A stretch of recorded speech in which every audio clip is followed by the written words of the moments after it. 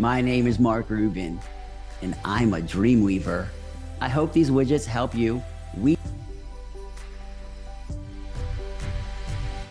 This is the story of Honey is Money, the secrets of the bees.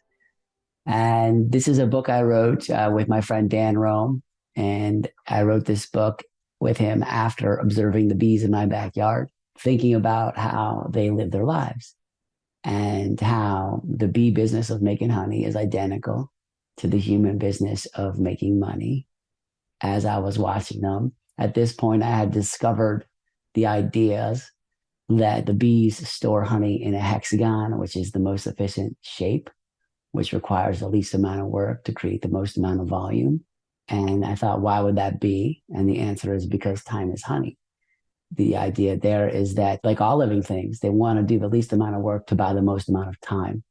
And that's like spending money efficiently. It's like no one ever negotiates to buy a car for more money. People try to negotiate to buy a car for less money. No one goes to a restaurant. I guess there's tips, but no one goes to a restaurant and looks at the menu and then agrees to pay like 10 times as much money, like in a negotiating tactic, because what they're really doing is trading that for time working to create the money to trade for the food so they don't have to grow it in a field and whatever.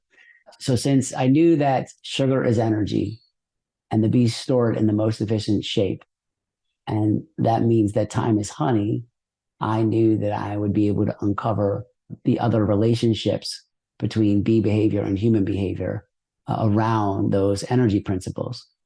And so I was watching them in my backyard. Didn't take me too long, maybe a week, to figure out the various components of the bee lives compared to human lives in terms of physics, biology, psychology, economics, anthropology, and futurology.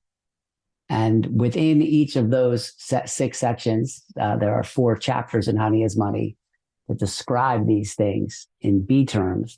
But there's a direct relationship between the bee lives and human lives. And essentially, since bees are older than us, we're simply just more advanced forms of bees in terms of the way that we're gathering energy from our habitat. The difference is that humans tokenize this energy in the form of money that we then trade to buy time not working later. And money is a great tool for human beings because it enables us to specialize. So a human being can have a particular skill, something they're really good at, like brain surgery.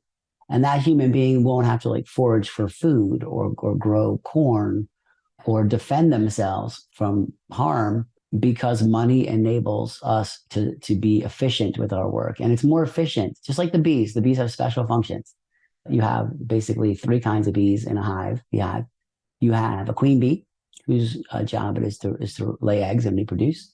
And you have female worker bees, and you have male drone bees. And the female worker bees have various roles throughout their lives. This is all described in Honey is Money, but first they're a fertilized egg, then they're a larva, and then they hatch and they're a baby bee.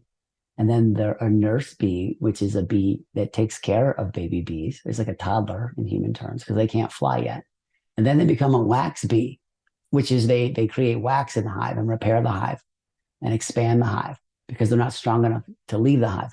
And then they leave the hive and they become a forager. And then that's when they do the work of gathering energy in their habitat in the form of nectar, bring it back to the hive. And then they usually become what's called an undertaker bee, which is they clean up the hive. They're too weak to fly. So they just clean up the other bees that have died, clean up the debris. And then they die. And another bee that's right before them in the cycle takes them out of the hive and removes the debris. And this is the cycle in the bee world. And in the human world, there are special job functions in a business system that correspond to these things. I explain that later on the Lessons from Nature podcast, where I'm modeling the secrets of the bees. And that's the next story.